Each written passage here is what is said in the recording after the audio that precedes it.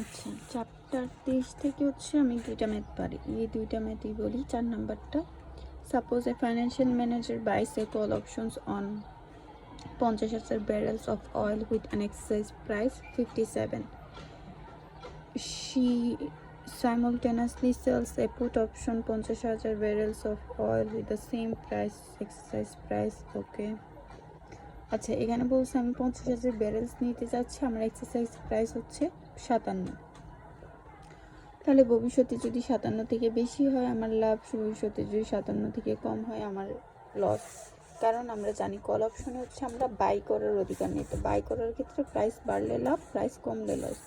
সেই ক্ষেত্রে এখানে হবে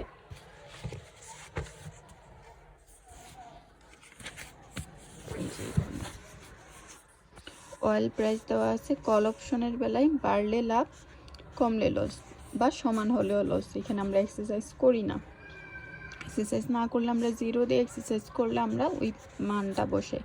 পুট অপশনের বেলায়ও সেম, এক্সারসাইজ এখানে করব না, এখানে করব, কিন্তু এখানে হচ্ছে মাইনাস দিছে, যেটা আমরা ডেরিভেটিভসে মাইনাস দিয়ে শিখি নাই, কিন্তু এখানে মাইনাস দিছে। তারপর এটার ডিফারেন্সটা বোঝানোর জন্য। তো এটা হচ্ছে আমার টোটাল ভ্যালু। তারপরে একটা হচ্ছে 8 আমাকে এখানে ডিরেক্টলি বলাই নাই কার কোথায় অপরচুনিটি কম্পারেটিভ অ্যাডভান্টেজ আছে, কিন্তু আমরা দেখে বুঝতে পারি যে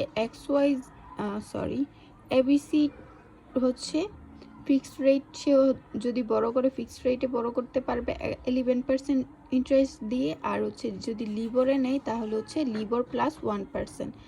XYZ এর হচ্ছে 10% আর লিবর 3%। তার মানে এবিসি আর XYZ এর মধ্যে যখন আমরা ফিক্সড রেটকে কম্পেয়ার করব, দেখতে পাচ্ছি যে XYZ 1% ইন্টারেস্ট কমে হচ্ছে বড় করতে পারে, তাহলে তার এখানে কম্পারেটিভ অ্যাডভান্টেজ আছে। আবার লিবরের ক্ষেত্রে যখন দেখতেছি এবিসি হচ্ছে লিবর 1 আর XYZ হচ্ছে লিবর 3, তার মানে এবিসি 2% কমে লিবরের হচ্ছে বড় করতে পারবে, তাহলে তার এখানে কম্পারেটিভ অ্যাডভান্টেজ আছে। তো হচ্ছে আমরা এটা আমি শর্টকাটে করছি, XYZ এবিসি তার কম্পারেটিভ অ্যাডভান্টেজ আছে লিবরে, এবিসির হচ্ছে ফিক্সড। তো এটা একটু এঁকে নিচ্ছি। তারপরে এখানে গ্রাফ আমরা জানি লিবরটা আমরা নিচে দিই, তাহলে নিচেরটা নিচে আসে, উপরেরটা উপরে যায়। যেহেতু এবিসির লিবর অ্যাডভান্টেজ আছে তাহলে লিবর 1, আর XYZ যেহেতু ফিক্সড রেটে তাহলে হচ্ছে ফিক্সড রেটের হচ্ছে 10% দিলাম, তারটা তার এখানে দিলাম, তারটা তার এখানে দিলাম। এখন আমরা ইয়ে থেকে কীভাবে করছিলাম, এটার ডিফারেন্স, এটার ডিফারেন্স, এটার ডিফারেন্স 2, এটার ডিফারেন্স 1। আমরা যখন ডেরিভেটিভসে করছিলাম 2 থেকে 1 মাইনাস করছিলাম, কিন্তু এখানে গেইনগুলা প্লাস করতেছে। এখানে 2 আর এখানের 1 একসাথে প্লাস করব, প্লাস করে হচ্ছে আমার 3 আসে। 3 থেকে আবার এই 2% বলা আছে ব্যাংকের, তাহলে 3 থেকে যদি 2 বাদ দিই তাহলে 1% থাকে। এই 1% দুইজনের মাঝে ভাগ করে দিব, 1% দুইজনের মাঝে ভাগ করলে 0.55 করে। তাহলে যখন এবিসির করতেছি, এবিসির অ্যাডভান্টেজ আছে, এবিসি হচ্ছে লিবরে, তাহলে সে ফিক্সডে নিতে চাচ্ছে, তাহলে 11 থেকে 0.5 বাদ দিব।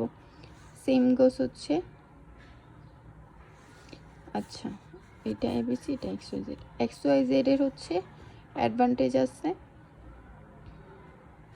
ফিক্সডে, সে নিতে যাচ্ছে লিবরে, তাহলে লিবরের থেকে 0.5 বাদ দিব, 0.25। এটাই হচ্ছে আমার গ্রাফ।